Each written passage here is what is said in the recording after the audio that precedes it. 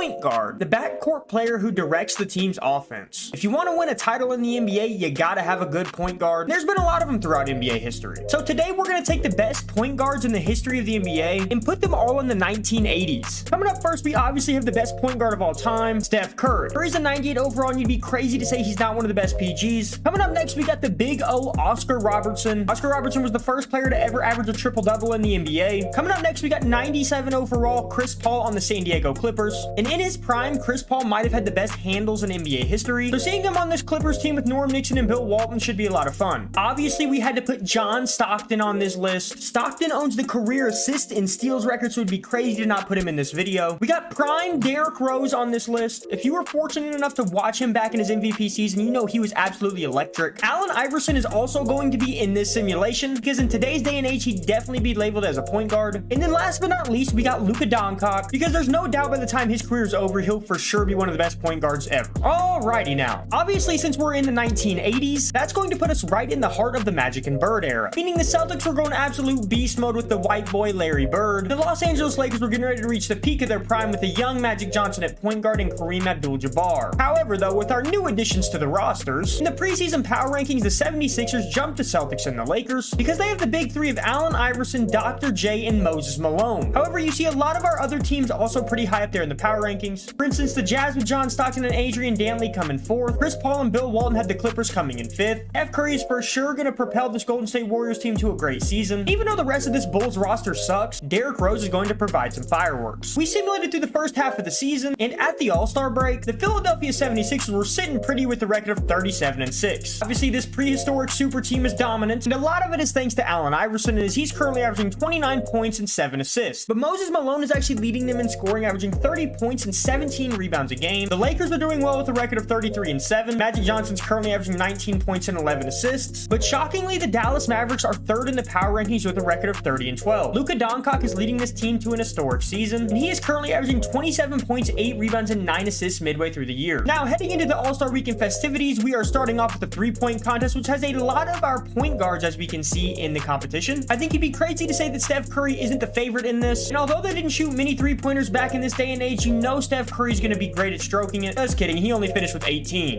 Oscar Robertson would actually end up winning the three-point contest, which is kind of funny because when he played, they didn't even have a three-point line. In the dunk contest, we had some historic names like Dominique Wilkins, Clyde the Glide Drexler. Dominique off to a good season so far, averaging 27-6. Let's see if he's got a good dunk attempt for us, though. That's not bad. Going with the old school rock the cradle style dunk. Let's see what Clyde Drexler has for us. He's going to be taking off from the left wing right here. I expect something special, and that was quite subpar.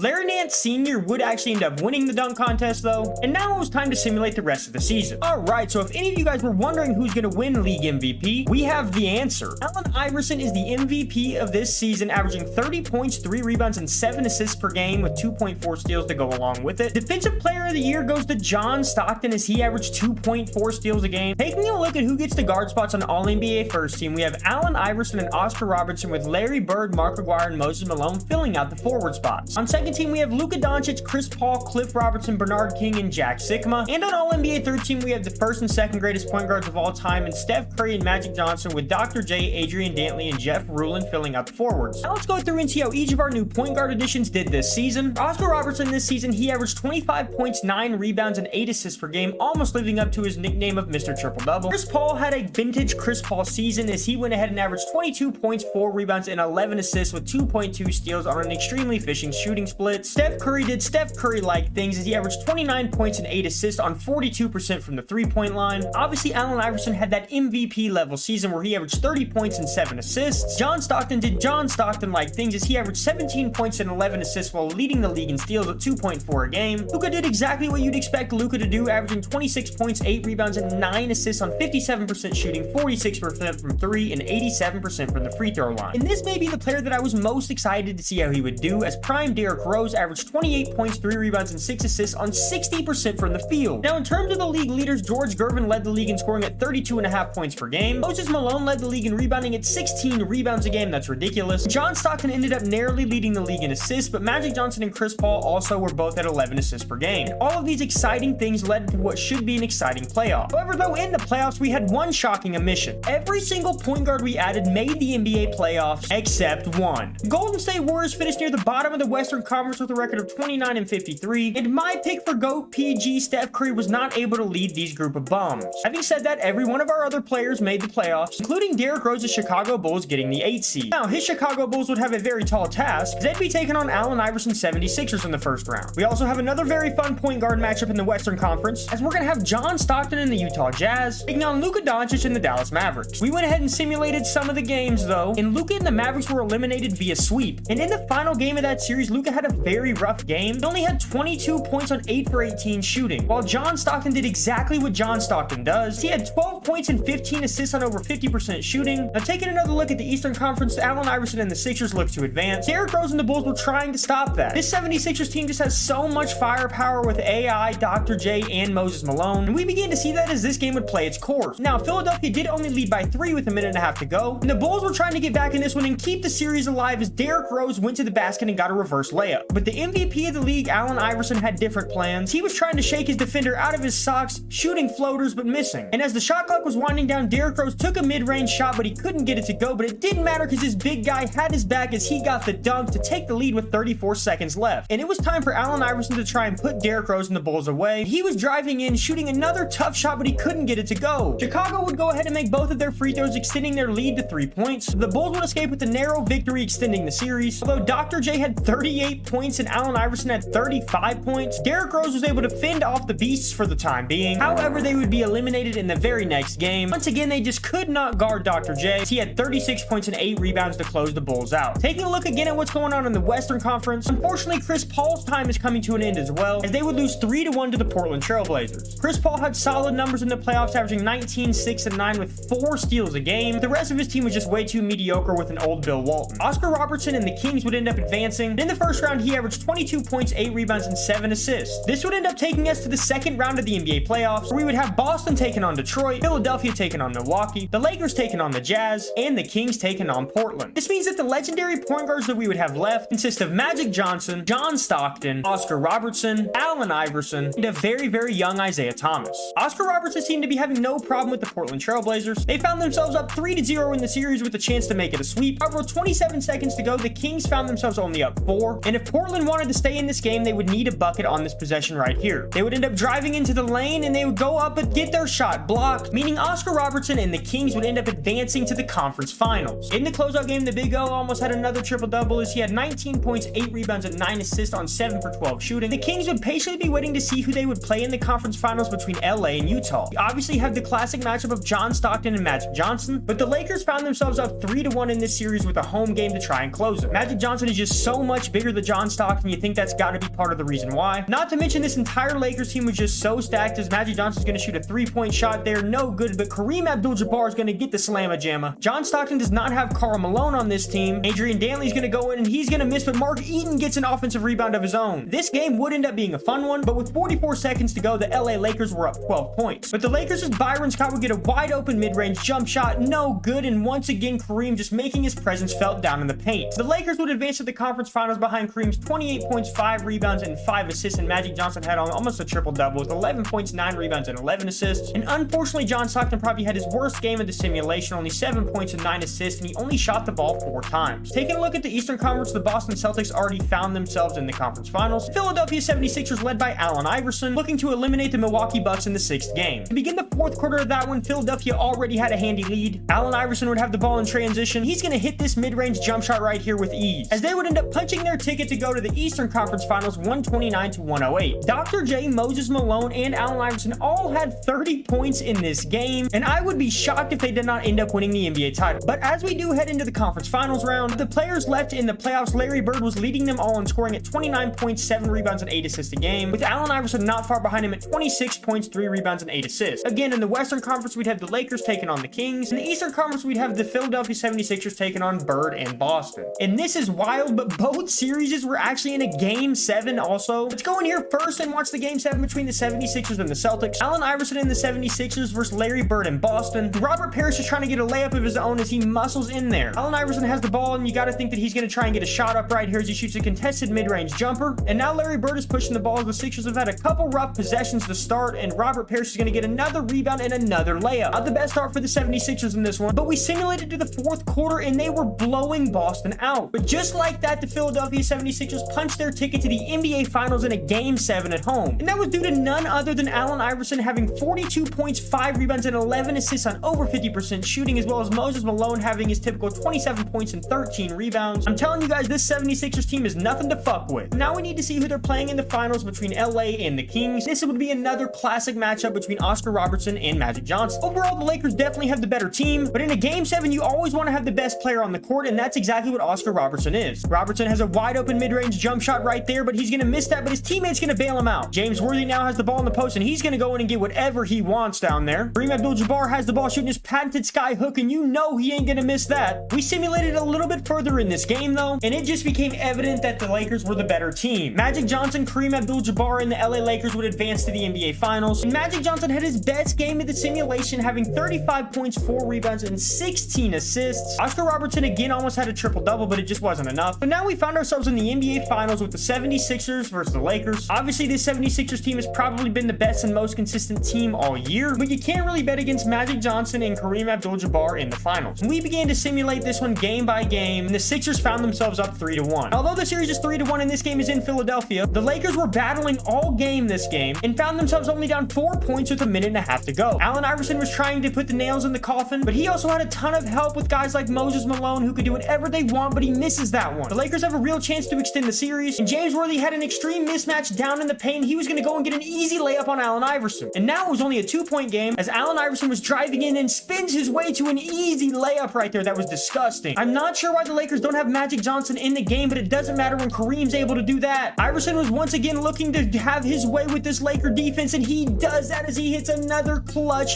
shot close to the basket. This forced the Lakers to take their final timeout. Kareem Abdul-Jabbar passed the ball to Byron Scott, who was open in the corner for a mid-range shot, and he hit it. Mo Cheeks was at the free throw line where he was trying to extend the lead to 4 again. The second free throw was going to be up and good as well. This was the final life for the Lakers as they shot the corner 3 and miss it, and ladies and gentlemen, that is going to do it. Allen Iverson and the 76ers were able to bring home a championship to the city of brotherly love, and in the final game, Iverson had 34 points, 5 rebounds, and 7 assists, but Moses Malone would end up winning Finals MVP, averaging 28 points and 18 rebounds a game. And ladies and gentlemen, that brings this video to a close where we added the best point guards of all time to the 1980s. I hope you guys did enjoy it. If you did, hit the subscribe button, hit the like button, but I just want to say thank you so much for the support on the channel. Thank you so much for stopping by, and I'm the coming attraction.